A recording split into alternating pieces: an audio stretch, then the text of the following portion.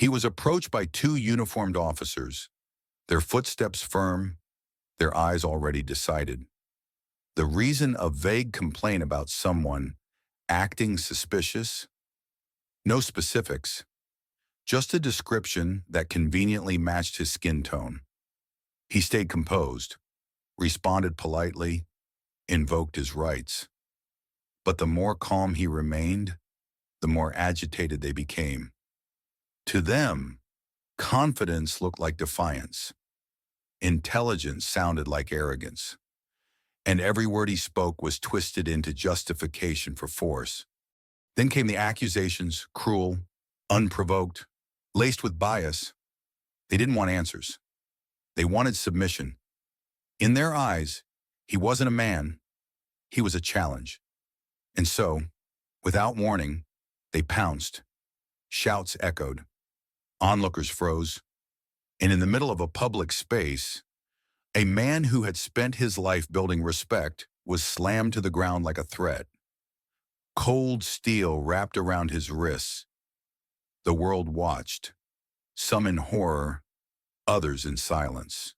The officers smirked, convinced they had put someone in his place, but they had no idea who he truly was and what would happen next.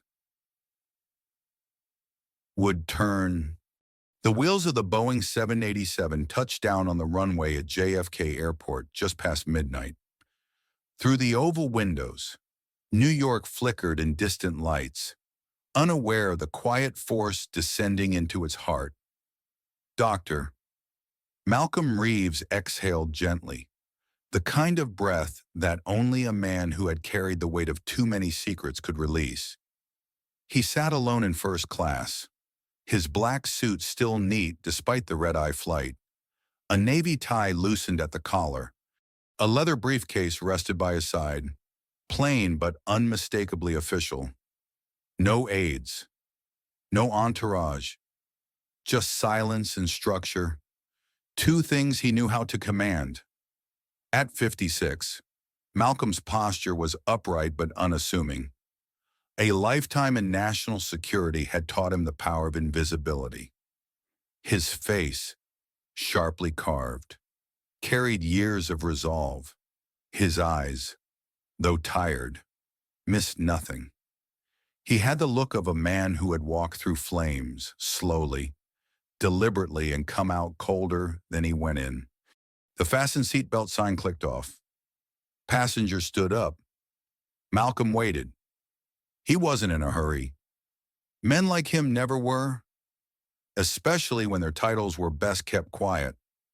Director of the National Counterterrorism Command, Malcolm oversaw operations few even knew existed. His return from a closed-door briefing in Brussels wasn't on any press schedule. It wasn't supposed to be. He moved through airports the way shadows move through alleyways unnoticed, but fully aware. As he stepped off the plane and entered the fluorescent buzz of Terminal 4, Malcolm adjusted his cufflinks, scanned the terminal instinctively, not for threats, though that came naturally, but for the small tells of the world who's watching, who's wandering, who doesn't belong. The terminal was alive with tired travelers, blinking arrivals boards, and the quiet cacophony of wheels on tile. Malcolm blended into the noise. A tall black man in a sharp suit pulling a small carry-on, hardly worth a second glance. But in the wrong eyes, that was already too much. He moved with intention toward the exit, his ID tucked inside a secure wallet, his briefcase containing files no civilian had clearance to see. What he didn't know, what he couldn't know, was that a vague call had just been made to two patrolling officers in the terminal. A suspicious male, the report said. Alone. Black. Wearing dark clothes. Looks tense. No crime. No evidence. Just a feeling. And sometimes, that was all it took. The walkie-talkie crackled. Officer Brent Coleman barely stirred. Leaning lazily against a pillar near the TSA checkpoint, he scrolled through his phone with one hand, coffee in the other, eyes half-focused. He was in his early 50s, with a permanent scowl carved into his pale, sun-weathered face. A cop's cop, as they said, 20 years on the force, and not a day of self-reflection. Suspicious male, black.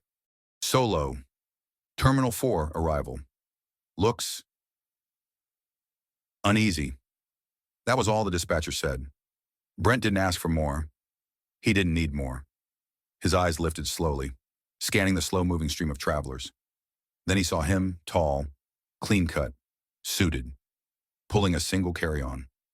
Confident, silent, measured. To Brent, that was enough. "Derek," he muttered to the younger officer beside him. Officer Derek Mills, 32, fresh-faced but already folding into the habits of those around him, looked up. His hand dropped to his utility belt as he followed Brent's gaze. "That him?" Derek asked. Brent smirked. "Fits the vibe. He doesn't look suspicious," Derek offered, hesitating. Brent clicked his tongue. "Kid, you ever seen a snake before it strikes calm? Real calm. Doesn't mean it ain't deadly." Derek said nothing. He didn't believe it. But belief didn't matter. Rank did. They approached from behind, briskly. Malcolm Reeves heard them before they spoke. He always did. Their boots were too fast, too sure, too eager. He slowed, turned, and waited. "Sir," Brent barked. "Stop right there." Malcolm raised an eyebrow, calmly. "Is there a problem, officer?" Brent's eyes narrowed. "We got a report about someone matching your description." "My description. Male, black, alone, nervous." Each word felt heavier than the last. Malcolm paused. "That's, quite a broad net to cast." Brent stepped in, uncomfortably close. "ID.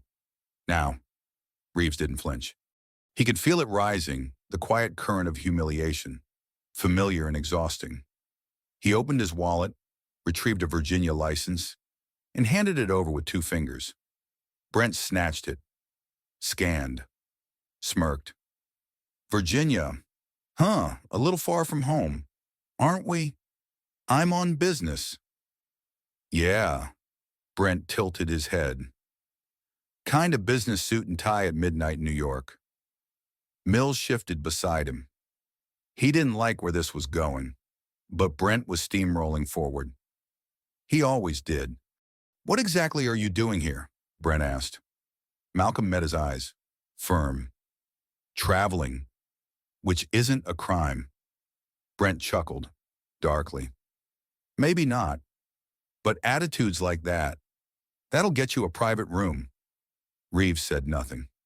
His silence spoke more than any argument could. Not defiant, not fearful, just tired of explaining himself to men who had already made up their minds. Brent's jaw tightened. He hated silence, especially from men like him. "You carrying anything you shouldn't be?" "No." "You wouldn't mind if we check your bag?" "Yes, I would." Brent's tone hardened. "Excuse me," Malcolm's voice stayed low. "Without probable cause, you have no authority to search my personal property." "Oh, I see," Brent scoffed. "We got ourselves a lawyer, maybe even one of those TV activists." "I'm neither," Malcolm said. "Just a citizen who knows his rights." It was too much for Brent. His authority challenged, his ego bruised, his prejudice confirmed in his own mind. "Resisting? Are we?" he barked.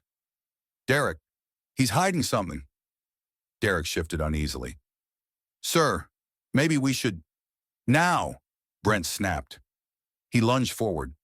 Malcolm instinctively stepped back, his hand raised not in aggression, but defense. Do not touch me. But Brent already had his hand on the grip of his baton. Derek followed, grabbing Malcolm's arm. Chaos unfolded in seconds.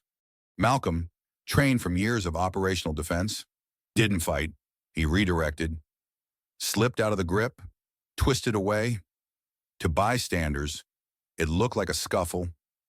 Phones came out. Gasps filled the terminal.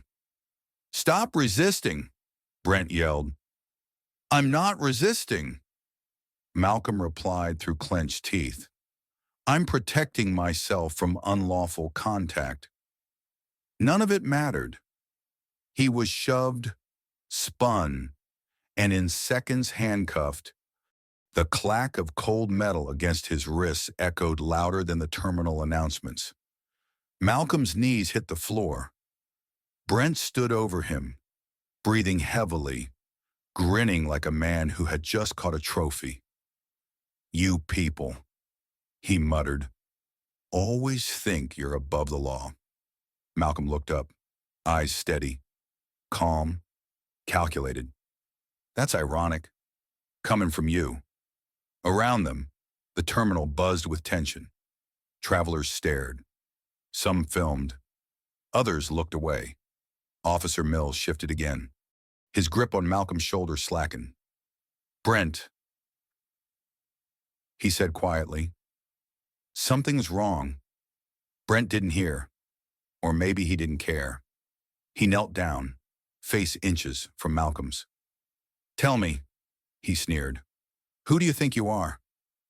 Malcolm's response was quiet, but it cracked the air like thunder. "I'm Dr. Malcolm Reeves." Brent scoffed. "So," Malcolm looked him dead in the eye, "Director of the National Counterterrorism Command." The silence that followed was palpable. Even the clicking heels on tile nearby seemed to pause. "What?" Brent asked, voice dry. Malcolm repeated, slowly, clearly.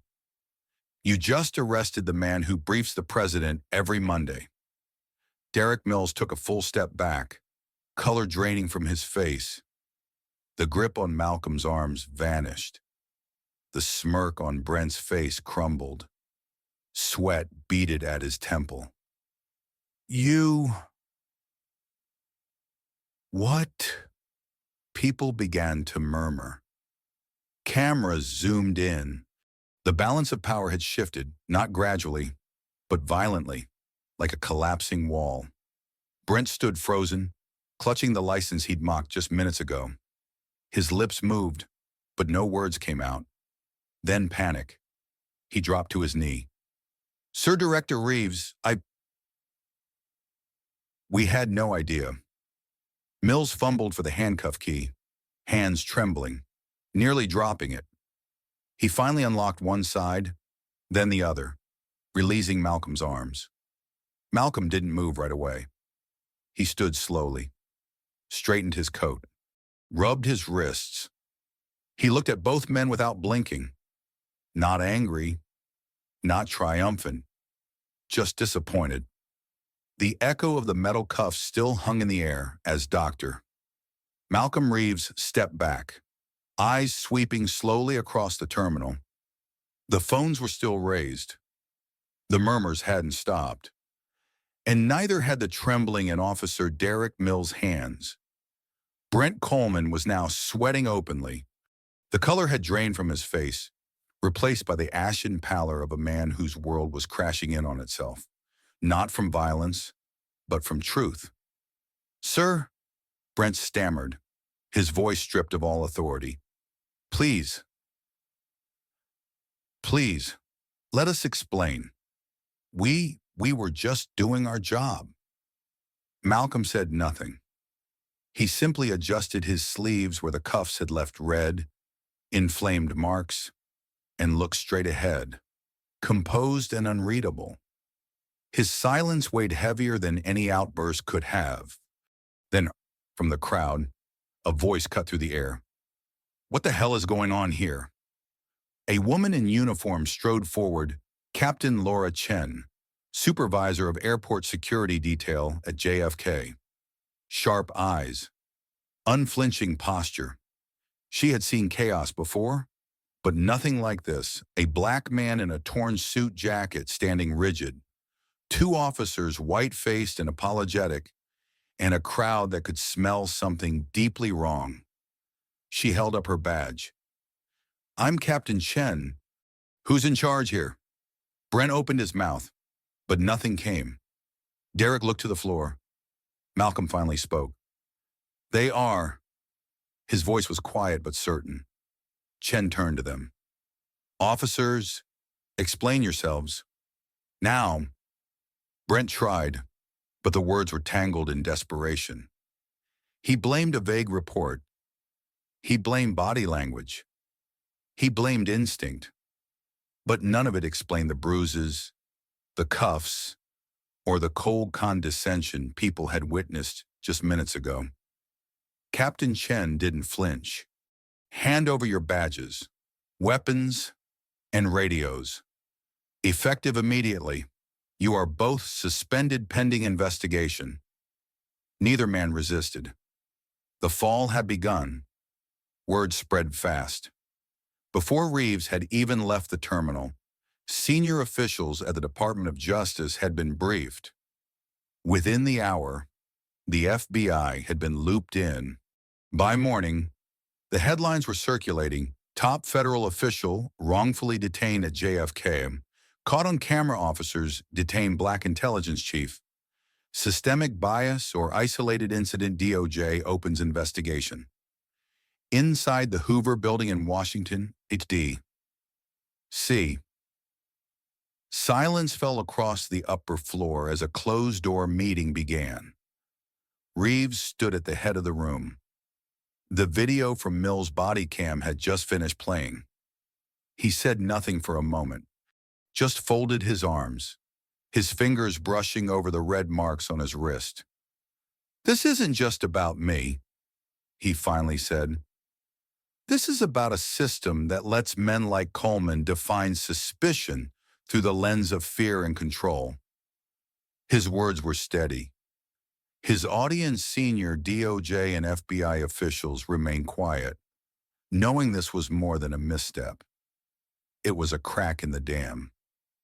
"We either deal with this systemically," Reeves continued, "or we pretend again that justice is optional." The Office of Professional Responsibility, in collaboration with DOJ's Civil Rights Division, launched a formal probe within 48 hours. They pulled body cam footage, witness statements, airport surveillance tapes, and even social media videos. And what they found was irrefutable. In the footage, Coleman mocks Malcolm's ID.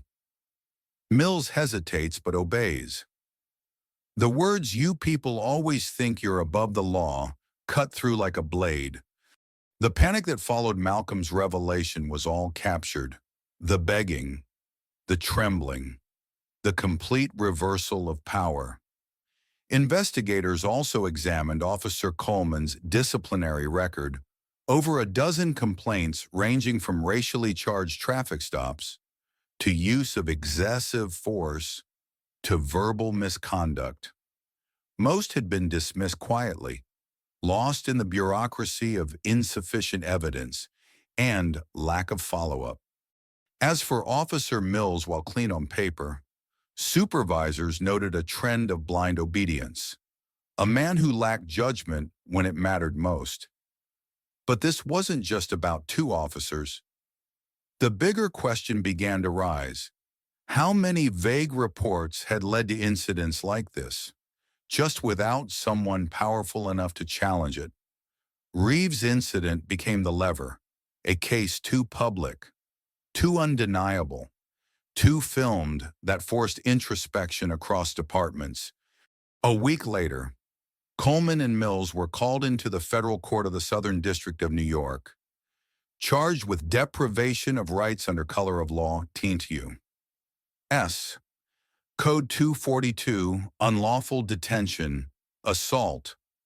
The prosecution laid bare every frame of video, Every dismissive smirk, every unnecessary escalation. The defense tried to claim confusion, stress, procedural error, but the evidence wasn't just technical, it was emotional, it was visceral, and it was public. Witnesses from the terminal testified he didn't resist. They mocked him. He told them who he was, and they laughed. One juror was seen shaking their head throughout the trial. When Reeves took the stand, he didn't shout, he didn't accuse. He simply recounted what happened with the cold precision of a man who had seen injustice dressed as protocol more times than he cared to remember. He ended with one sentence: "Had I not been who I was, we wouldn't be sitting in this courtroom." Guilty, both officers. The courtroom was silent. Coleman bowed his head. Mills looked straight ahead, frozen. Sentencing would come. Careers were over. But the deeper impact was already unfolding across departments, across states. Reeves, now a reluctant symbol, became the driving force behind a new task force aimed at reevaluating racial bias protocols, mandating body cam reviews for all stops without probable cause, empowering oversight from outside the chain of command. Back in his office, days after the verdict, Reeves stood by the window. The sun dipped behind the Capitol dome, casting the city in a soft amber glow. His office was quiet. The file on his desk still open to the words Bias Reform Task Force, Phase 1. He closed it slowly. Injustice hadn't been defeated, but for once it had been seen, documented, and corrected. He knew the cameras wouldn't always be there. The world wouldn't always be watching. So his mission was simple: change the system before the next man cuffed on the floor doesn't have a title to save him. The courthouse steps were unusually crowded that morning. Media vans lined the curb, their satellites angled toward the gray marble pillars of the Southern District of New York Federal Court. Reporters adjusted microphones. Activists held signs demanding accountability, and passers-by stood still, watching, murmuring, waiting. Inside, fluorescent lights buzzed faintly above the polished courtroom. Every seat was taken. The atmosphere buzzed with anticipation, not for spectacle, but for justice. At the defense table sat Officer Brent Coleman and Officer Derek Mills, no longer in uniform. Now they wore ill-fitting suits, borrowed dignity, and the faces of men who had aged in weeks what most do in years. They didn't look defiant. They looked exposed. Across the room, Dr. Malcolm Reeves sat composed. A dark tie knotted perfectly. Eyes forward, body still. The lead prosecutor, U.S. Attorney Carla Mendez, was known for her precision and unflinching tone. She stepped before the jury with confidence forged in fire. "Ladies and gentlemen," she began, "this is not a case of misunderstanding. This is a case about power misused, trust broken, and rights trampled because of the color of a man's skin." She pointed to the defendants. These officers weren't responding to a crime. They were responding to a man who made them uncomfortable. And when that man dared to know his rights, they chose violence. The defense tried to pivot. Their lawyer, nervous, clung to phrases like unfortunate timing and poor judgment under stress. He insisted that Coleman and Mills had no intention to discriminate, that they acted on a vague report and misread the situation. But the air in the courtroom didn't shift. Everyone already knew intention never outweighs impact. The jury watched every minute of body cam footage. Coleman's smirk, the sarcasm in his voice. The moment Mills hesitated, then followed anyway. The way Malcolm's words measured and legal were met with ridicule. Then came the sound of cuffs, the gasp of the crowd, the crushing silence after the words, "I'm the director of the National Counterterrorism Command." The footage captured it all, including the terror that flooded Coleman's face when the truth shattered his illusion of dominance. Gasps rippled through the room. A juror wiped tears. The judge's face remained still, but the set of his jaw tightened. Passengers from the terminal took the stand. He didn't fight. He asked them to explain. They didn't treat him like a person, just like a problem. Then came Officer Mills. He looked drained, pale, almost transparent under the harsh lights. I knew it felt wrong, he admitted. But I followed orders. I was afraid of crossing Brent. He paused, looked toward Malcolm. I'm sorry. Truly, I should have stopped it. It wasn't enough to erase what he'd done, but it mattered. And finally, it was Malcolm's turn. He took the stand with the calm of a man who had faced larger storms than this, but with the weight of millions who never made it to court behind him. He didn't speak in rage. He spoke like a man who had carried this story long before it became news. I did nothing wrong.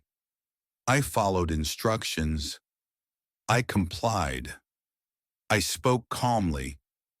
And I was still cuffed and mocked in public like a criminal. He paused. It wasn't about who I was. It was about what they saw, a black man in a suit moving alone. He looked directly at Coleman. They didn't see my position. They didn't see my record. They saw a threat in my skin. And that's what they punished. Silence.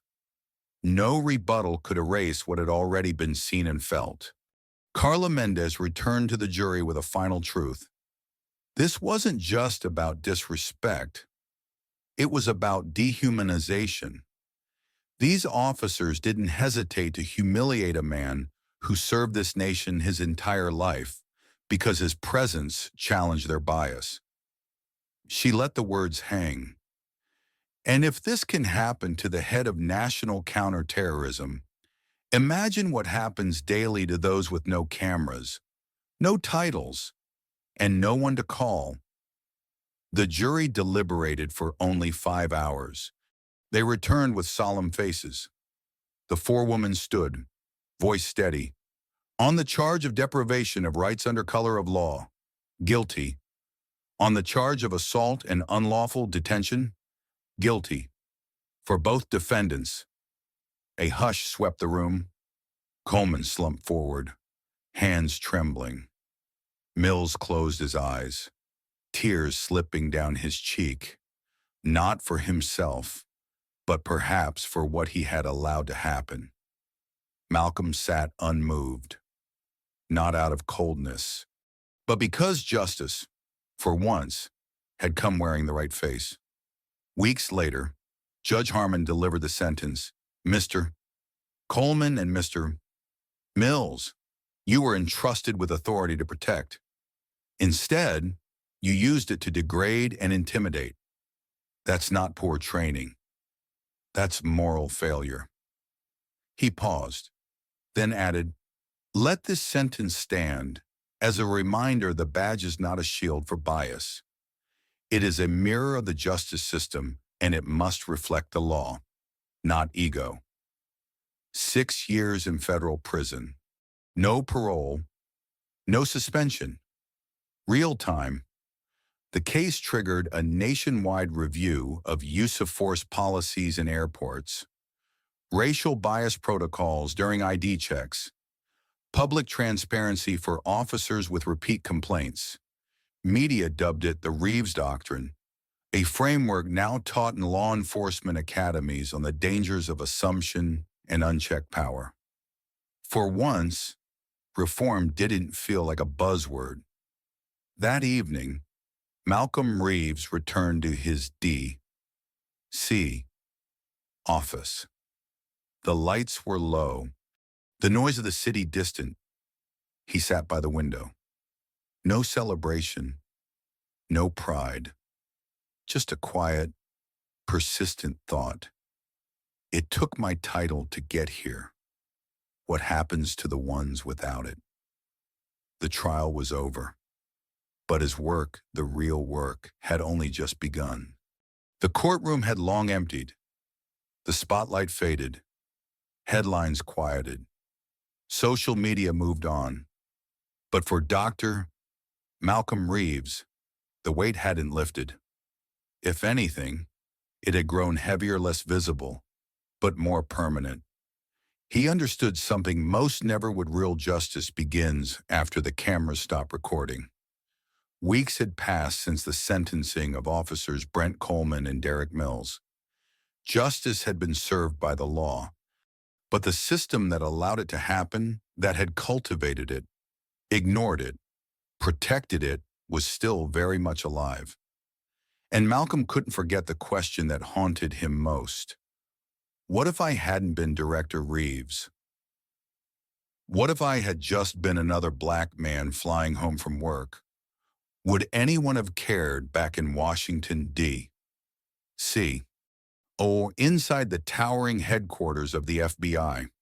Malcolm stood before a task force assembled in the wake of the incident, officially named the National Law Enforcement Accountability and Bias Review Commission, but often referred to simply as the Reeves Initiative. He looked around the room. Former federal judges, civil rights attorneys, police chiefs from across the country, data scientists, survivors of police violence. Each had seen the system fail in different ways. Now, they were called to rebuild. Malcolm stepped forward and opened the meeting with a voice calm but charged. This isn't about training. It's about culture. This isn't about a few bad apples. It's about a system that's gone silent for too long. And this isn't about me. It's about everyone who didn't make it to court. Everyone who was silenced, cuffed, or buried with no one watching. The room fell quiet, not out of shock, but out of understanding. The task force didn't move slowly. They rolled out mandatory body cam reviews for all stops involving racial profiling allegations. Cross-agency database access, so officers like Coleman with long complaint histories couldn't hide in different departments. Civilian-led review panels with real decision-making power. A nationwide bias recognition and intervention training, not just for rookies, but for every badge, every rank. But Malcolm knew policy wasn't enough. He needed culture to shift. And culture didn't change by command. It changed by example. Soon after the trial, Malcolm agreed to one interview, not with a major network, but with a small independent podcast focused on civil rights history. He chose it for a reason. For 45 minutes, he told his story, not as Director Reeves, but as Malcolm, the boy raised by a single mother in St. Louis, the young cadet who was told he was too smart to be a field agent, the man who watched colleagues get promoted before him despite fewer accomplishments. And then, he told the story of that night at JFK. Not with rage, not with revenge, but with the kind of honesty that disarms defensiveness. They didn't see me that night. They saw a silhouette, a danger they imagined. And in their minds, that was enough to override every protocol, every rule, every shred of decency. The episode went viral not because it was sensational, but because it was human. The interview sparked new conversations. In classrooms, in police academies, around dinner tables, police departments from San Diego to Boston began asking for the recording to be played during ethics seminars. One precinct in Minneapolis rewrote their engagement protocols entirely, calling it the Reeves model. Even Congress took notice. A bipartisan panel drafted the Federal Accountability Act, mandating real-time public dashboards of police conduct violations and disciplinary action histories. It passed the Senate with surprising speed, but not everyone applauded. Malcolm received anonymous threats, angry emails, resistance from within some law enforcement circles. Some colleagues called him a traitor. Others warned he was dividing the force, but he kept going, because he knew unity without truth is just silence in uniform. One evening, after a long day of back-to-back reform meetings, Malcolm rode the elevator to the parking garage. As the doors opened, he saw a young black officer waiting near the security booth. The man stood at attention, visibly nervous, holding something in his hands. "Director Reeves," he said, stepping forward. Malcolm nodded. "I just wanted to thank you," the officer continued, "for everything. I watched the footage. I read everything. That could have been my father. Or me." He handed Malcolm a folded note. Inside was a photo of the officer in his academy graduation uniform, with one line written beneath, "Because you stood tall, I knew I could." Malcolm didn't say anything for a moment. Then he nodded once, tucked the note into his jacket, and offered a rare, small smile. Back in his office, as dusk settled over D.C., Malcolm sat with a cup of coffee, eyes fixed on the Capitol dome in the distance. On his desk lay a stack of reports, one on excessive force trends in small-town departments, one on prosecution rates of police misconduct, one on complaints filed but never acted upon. He opened the first file. The work wasn't glamorous. It wasn't fast. And it didn't end in applause. But it mattered. And Malcolm had learned something that night at JFK, something that would stay with him forever. Titles don't protect you. Skin color doesn't exempt you. And silence never saves you. He would continue. Not for revenge. Not for politics. But for justice that lives beyond position, beyond perception, justice rooted in truth. The city outside had begun to fall asleep. From the window of his 10th floor office, Dr. Malcolm Reeves watched the lights of Washington, D.C. shimmer against the glass like restless thoughts refusing to settle. The Capitol dome stood distant, lit but silent, a symbol of promise and contradiction. He'd read thousands of pages in the past weeks, signed off on dozens of policy changes, spoken in briefings, testified before Congress, advised reform at a national scale. But tonight, there was only silence. And in that silence, he allowed himself something rare to feel. His wrists had healed. No more redness, no more tenderness, but the memory, the pressure of cold metal, the humiliation of being stripped of his humanity in front of strangers that never bruised, that burned. He'd always known his skin would speak louder than his arsum, but he never imagined it would scream louder than the seal of his office. The weight of that realization never left him. He had kept moving not because he felt triumphant, but because he felt obligated. To the father wrongly jailed who would never get an apology. To the teenager stopped and searched for walking while black. To the woman forced to explain, again and again, that fear in uniform is not the same as threatened skin, his own case had sparked change. But it had also reminded him of something painful. Justice, for many, is a privilege, not a guarantee. On his desk lay a handwritten envelope. No name, no return address. Inside was a folded note slanted cursive on lined paper. I was at the terminal that night. I watched everything.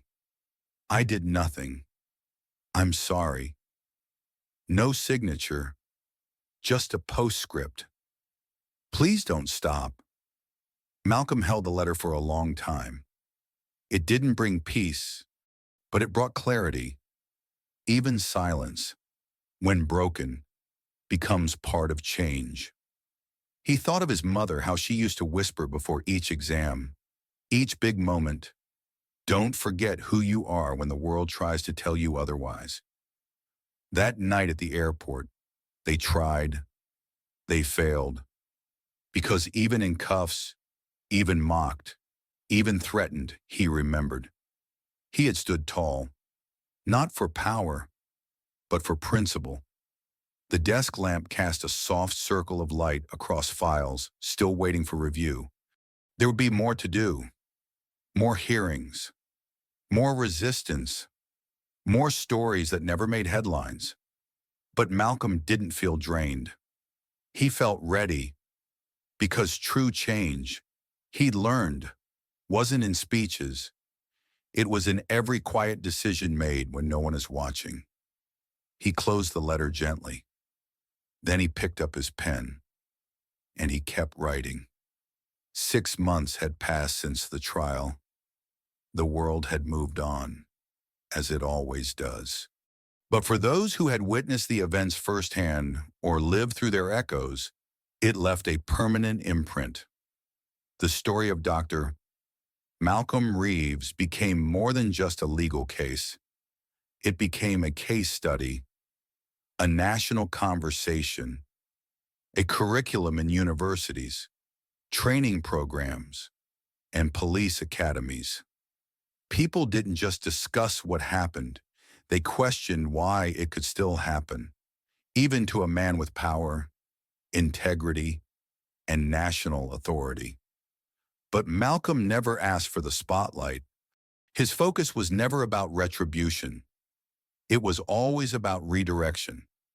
He had made one thing clear in every private meeting, every internal memo, and every press-free forum. If my pain doesn't build something better for the next generation, then it's just a scar.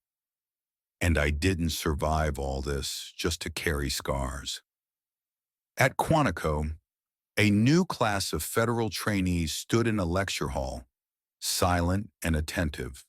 On the screen was footage, not of violence, but of Malcolm testifying before Congress, explaining with clarity the importance of procedural ethics, implicit bias, and the weight of perception. They listened, not to a celebrity, but to a leader whose wounds became warnings.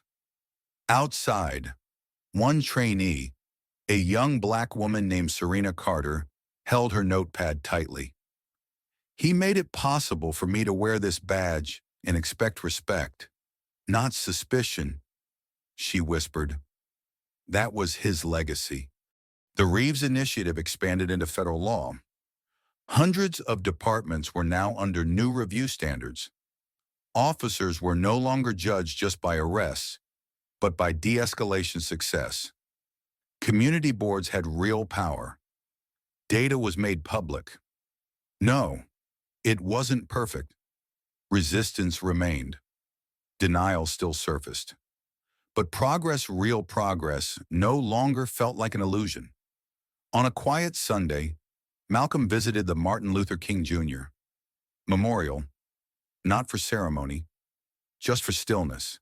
He stood there, hands behind his back, watching as a child asked their father, "Was he the one who fixed everything?" The father replied gently, "No, but he made people brave enough to keep trying. Malcolm smiled softly. It was enough. He didn't need to be remembered as the man who changed the world, just the man who reminded it how to begin again. Sometimes, the most powerful thing you can do